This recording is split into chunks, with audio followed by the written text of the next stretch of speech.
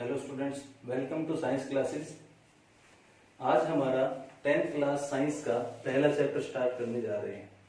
Chapter का नाम है केमिकल रिएक्शंस एंड इक्वेशंस। इस टॉपिक को यदि हमें अच्छे से समझना है तो हमें डेली लाइफ कुछ एग्जांपल्स पे ध्यान देना होगा कि इस चैप्टर में हमें क्या पढ़ना है। जैसे कि डेली लाइफ में हम कुछ बातें ऑब्जर्व करते हैं, वो क्या है? जैसे यदि हम दूध को गर्मी में कुछ देर छोड़ देते हैं तो उसके टेस्ट में चेंज आ जाता है।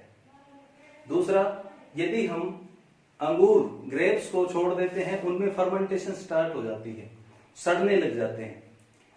तीसरा, हरे पौधे हैं, ग्रीन प्लांट्स हैं, वो सनलाइट की प्रेजेंस में अपना फूड प्रिपेयर करते हैं। हम लोग अपना खाना पकाते हैं, कुकिंग ऑफ फूड। इन सभी प्रोसेसेस में क्या होता है, जो सब्सटेंस हमने पहले लिया है, जो भी मटेरियल हमने पहले लिया है, उसमें कुछ चेंज हो जाता है और वो मटेरियल किसी दूसरे टाइप के सब्सटेंस में कन्वर्ट हो जाता है। ये सब चीजें केमिकल चेंज में आती हैं। चेंजेस बेसिकली 2 टाइप्स के होते हैं, फिजिकल एंड केमिकल, लेकिन हमें यहाँ केवल केमिकल चेंज पढ़ना है, फिजिकल चेंज हमें यहाँ डिस्कस नहीं करना है। केमिकल चेंज की जब हम बात करें, जैसे कुकिंग ऑफ फूड, यानी कि खाना पकाना।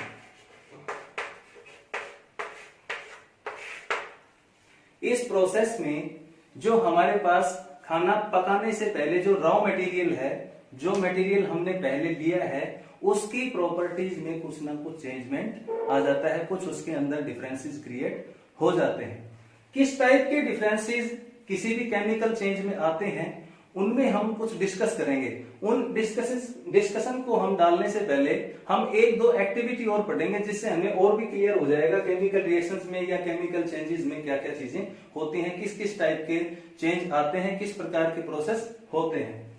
जैसे पहला है, यदि आप मैग्नीशियम रिबन लेते हैं, मैग्नीशियम रिबन को जब आप जलाते हैं तो वो व्हाइट फ्लेम के साथ, सफेद ज्वाला के साथ जलता है और व्हाइट पाउडर बन जाता है, सफेद रंग का चूर्ण बन जाएगा।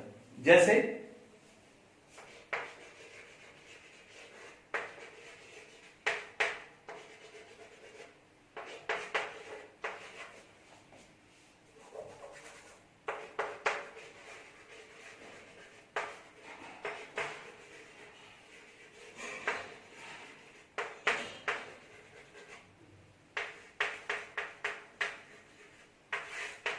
जो मैग्नीशियम रिबन हमने हवा की प्रेजेंस में जलाया है, जलाने के बाद में जो सफेद पाउडर बना है हमारे पास, व्हाइट कलर का पाउडर बना है, वो मैग्नीशियम ऑक्साइड का है। तो हमारे पास क्या हुआ है, जो मैग्नीशियम हमने लिया था वो सॉलिड स्टेट में था। ऑक्सीजन की प्रेजेंस में जब हमने इसको जलाया है तो ये पाउडरी फॉर्म में आ गया और कलर इसका व्हाइट है। और जो फ्लेम कलरेशन होती है, जिस ज्वाला के साथ ये जलता है, वो भी व्हाइट कलर की ही होती है। तो किसी भी केमिकल चेंज में हमारे पास बेसिकली 4 टाइप के चेंजेस आते हैं। सबसे पहला जो चेंज आता है,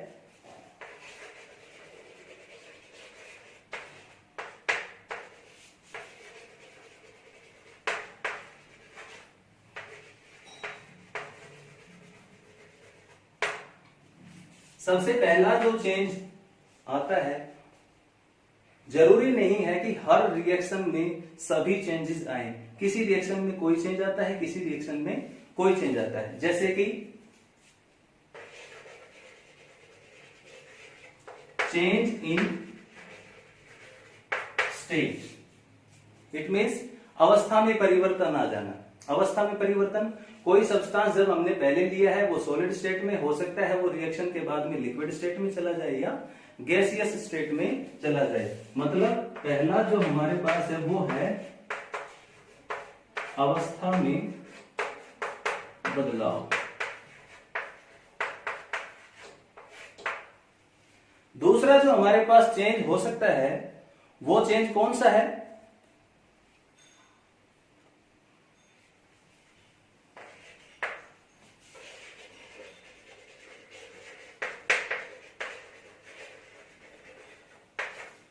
चेंज इन कलर। जैसे कि हम अगर कोई आयरन रोड को खुले में छोड़ देते हैं तो एयर और मॉइस्चर के कांटेक्ट में आने के बाद उसके ऊपर ब्राउन कलर की एक लेयर डिपॉजिट हो जाती है। वैसे तो सभी मेटल्स हैं वो चमकीले होते हैं, लस्टरस होते हैं, लेकिन कोरोजन के बाद में या रस्टिंग के बाद में आयरन के ऊपर एक ब्राउन कोटिंग हो जाती है, भूरे रंग की एक परत चढ़ जाती है, जिसे हम क्या कहते हैं, चेंज इन कलर।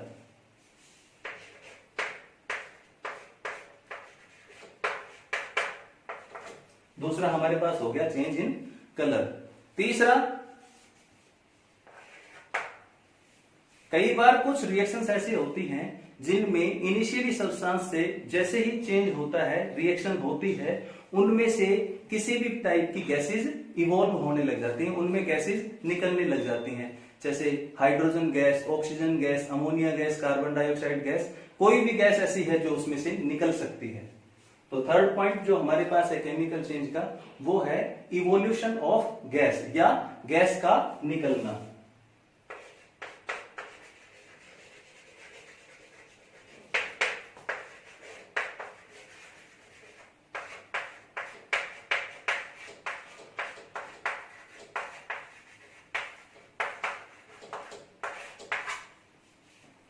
इसके अलावा कुछ रिएक्शंस ऐसी होती हैं जिनमें इनिशियली जो सब्सटेंस आपने लिया है उससे जैसे ही प्रोडक्ट की फॉर्मेशन होती है, उसमें कोई चेंज आता है, तो उस पूरे मिक्सचर का टेम्परेचर भी बढ़ जाता है। जनरली हम विलेजेस में, आज भी गांव में जो व्हाइट वॉश की जाती है घरों में, उसको जैसे ही पानी में डाला जाता है, डिजोल्यूशन के बाद में, पानी में घुलने के बाद में, जब आप उस कंटेनर्स को टच करके देखते हैं तो उसका टेम्परेचर बढ़ जाता है। इट मीन्स जब कोई केमिकल चेंज होता है तो पूरे रिएक्शन मिक्सचर का या प्रोसेस के बाद में जो हमारे पास प्रोडक्ट बना है उसका टेम्परेचर इंक्रीज कर सकता है।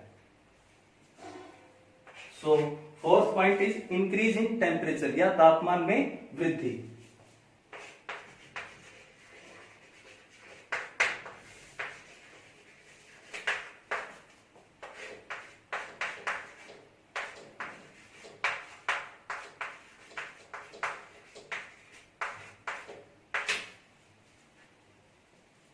ओके स्टूडेंट्स, अब हम इससे जो चेंजेस आए हैं, जो चेंजेस हमने यहां डिस्कस किए हैं, जिनके बारे में हम डेली लाइफ में देखते हैं, कुछ रिएक्शन हमारे सराउंडिंग में होती हैं जिनके बारे में हमें पता होता है लेकिन हम उनको एक्सप्लेन नहीं कर पाते। जैसे हमने एक्सप्लेन मैग्नीशियम को जब जलाया था तो व्हाइट फ्लेम के साथ जलने के बाद उसमें मैग्नीशियम ऑक्साइड का पाउडर बन गया था, लेकिन हमें ये नहीं पता होता कि एक्चुअली ये क्या चीज बनी है। तो किसी भी केमिकल रिएक्शन को प्रॉपरली एक्सप्लेन करने के लिए हमें जो प्रोसेस है उसको सिंबॉलिक रिप्रेजेंटेशन करना होता है कि जो सब्सटेंस हमने लिया था वो क्या है, उसका क्या सिंबल है, क्या उसकी रिएक्शन कंडीशंस हैं, और लास्ट में जो बना है हमारे पास वो प्रोडक्ट क्या है।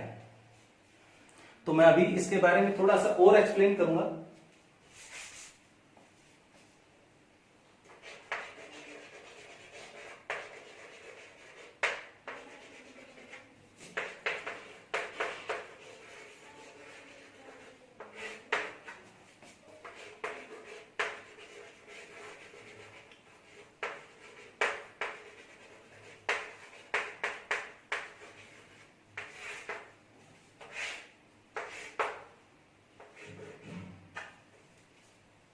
मैग्नीशियम प्लस ऑक्सीजन, इसका मतलब है मैग्नीशियम ने ऑक्सीजन के साथ रिएक्शन की है। जो सब्सटेंस रिएक्शन से पहले कंबाइन करते हैं या जिनमें कोई केमिकल चेंज आता है, उन सब्सटेंसेस को हम रिएक्टेंट्स कहते हैं।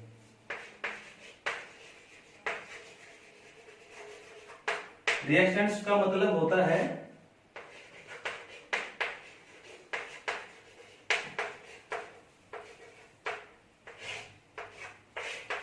अभिकारक। अभिकारक, जैसे कुछ बच्चे हिंदी मीडियम के हैं, रिएक्टिंग स्पीशीज, जो सब्सटेंस रिएक्शन कर रहा है उनको हम रिएक्टेंट कहेंगे या अभिकारक कहेंगे। ये जो एरो हेड हमने दिया है, इस एरो हेड को हम पढ़ेंगे ऑन रिएक्शन या अभिक्रिया करने के बाद, और जो सब्सटेंस हमने एरो हेड से आगे लिखा है वो हमारा प्रोडक्ट फॉर्मेशन हुआ है, वो हमारा रिएक्शन का अभिक्रिया का उत्पाद है।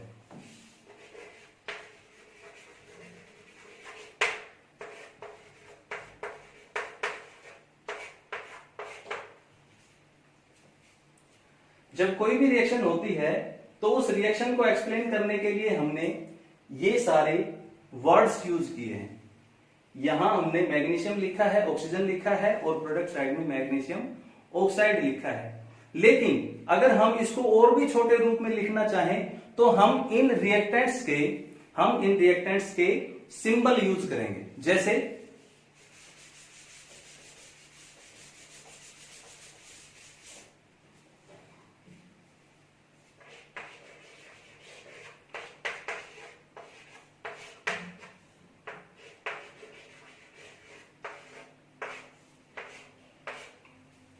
हमारे पास यहां मैग्नीशियम के लिए सिंबल है Mg प्लस ऑक्सीजन का सिंबल है O2, एरोहेड ऑन रिएक्शन या अभिक्रिया करके, और जो हमारा प्रोडक्ट बना है वो है मैग्नीशियम ऑक्साइड जिसका सिंबल है MgO। लेकिन हमारे पास, जैसे कि हमने 9th क्लास में पढ़ा था, जब हम कोई भी सब्सटेंस को रिएक्ट करवाते हैं, किसी भी पदार्थ की अभिक्रिया करवाते हैं, तो जितने एटम हमने रिएक्टेंट साइड में, अभिकारकों की साइड में लिए हैं, उतने ही हमारे पास दूसरी साइड में फॉर्मेशन होने चाहिए। अदरवाइज ये हमारे रूल्स को वायलेट करता है, ये बात सही नहीं बैठती है। तो इस रिएक्शन में हमारे पास ऑक्सीजन रिएक्टेंट की साइड में 2 है, लेकिन प्रोडक्ट की साइड में 1 ही है। तो इन रिएक्शंस को यदि प्रॉपरली एक्सप्लेन करना है तो हमें इनके बैलेंसिंग करनी होगी, जिसमें रिएक्टेंट और प्रोडक्ट दोनों साइड में नंबर ऑफ एटम्स, परमाणुओं की संख्या बराबर होनी चाहिए। तो जो बैलेंसिंग ऑफ इक्वेशन है वो हम नेक्स्ट वीडियो में आपको बताएंगे। Thank you.